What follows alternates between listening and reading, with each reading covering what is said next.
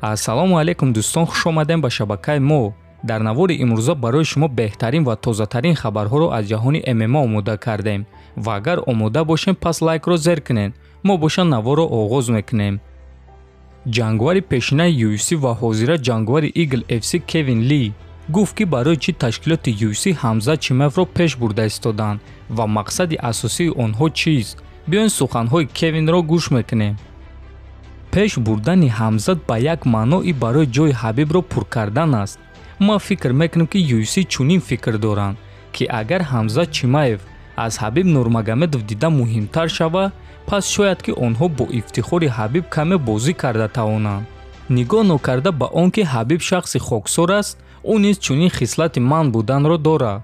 ма фикр мекунем ки агар ягон кас аз кишвари Ҳабиб аз боло истода ба Ҳабиб назар куна, пас шояд ки Ҳабиб баргардад то ин ки исбот куна ки ӯ беҳтарин аст ва баъд UFC дар ин кор маблағи хеле зиёд кор мекунад, гуфтааст Ли.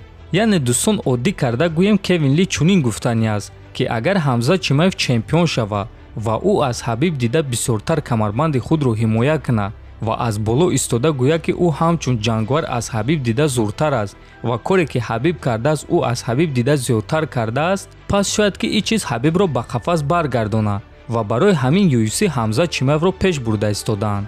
дӯстон, худи шумо ба ин чиз боварӣ доред ё ин ки ба фикри шумо UFC чунин ният ва мақсад надоранд? метавонед фикротонро нависед. мо боша мегзарем ба дигар хабар. президенти UFC Дана Вайт гуфт ки айни замон киро беҳтарин ҷангвар новобаста аз вазн мешуморад. биёин суханҳои Вайтро гӯш мекунем. худи ҳозир Камару Усман қонунӣ беҳтарин ҷангвари ҷаҳон новобаста аз вазн аст. корҳое ки ӯ дар чанд соли охир кард ва дастовардҳое ки ӯ ба даст овард ҳайратовар аст. ӯ дар вазни нимёна аллакай дуюм маротиба давр зад. Усман довталабонро давр зад. ӯ онҳоро думаротибагӣ шикаст дод. барои ҳамин ҳозир ӯ қонунӣ беҳтарин ҷангвари панд фур панд, яъне беҳтарин ҷангвари ҷаҳон новобаста аз вазн аст, гуфтааст Вайт. хотиррасон мекунем ки Камару Усман соли 2021 се муҳориба гузаронд. ӯ Гилберт Бёрнс Хорхе Масвидал ва Колби Ковингтонро шикаст дод. но гуфта намонад ки дар умум Усман Хорхе Масвидал ва Колби Ковингтонро думаротибагӣ шикаст додааст. шаби 27 декабр президенти Eagle FC Шамил Завуров дар суҳбат бо журналисти машҳури рус Игор Лазорин оиди бозгаштани чемпиони ташкилоти Eagle FC дар вазни нимёна Самандар Муродов фикроша баён кард. биёин суханҳои Завуровро гӯш мекунем. Самандар дар муҳорибаи охирони худ осеб гирифт ва мо ба ӯ вақт додем ки худро барқарор кунад. табибон ӯро диданд ва гуфтанд ки ҷарроҳӣ кардан лозим нест. барои ҳамин ӯ худро аз моҳи сентябр барқарор карда истодааст ва аз ҳамин сабаб ма фикр мекунем ки агар ӯ моҳи март баргарда хеле хуб мешавад. медонӣ, ӯ ташкилоти мо омада муҳориба мегузаронд, аммо намоён набуд. лекин баъд дар ду муҳорибаи охирони худ ӯ худро чунин нишон дод ки ҳамаро ҳайрон кард, гуфтааст Завуров.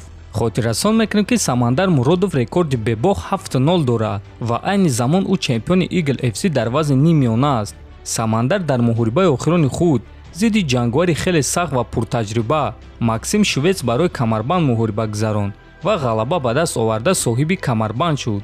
ҳамчунин ӯ ба ин муҳорибаи худ ҳамаро ба ҳайрат овард. бе ягон воҳима дӯстон, ӯ ҳамаро ҳайрон кард. бо як даст ғалабаи фавран ба даст овардан ин ҳайратовар аст. акнун дӯстон, аз рӯи гуфтаҳои Шамил Завуров фаҳмида мешавад ки агар Самандар Муродов то моҳи март худро барқарор карда тавона, пас ташкилот моҳи март барои ӯ муҳориба ташкил мекунанд.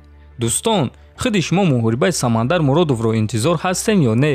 метавонед фикротонро нависед. дар канал обуна шавед то боздид хонаободу сарбаланд бошед.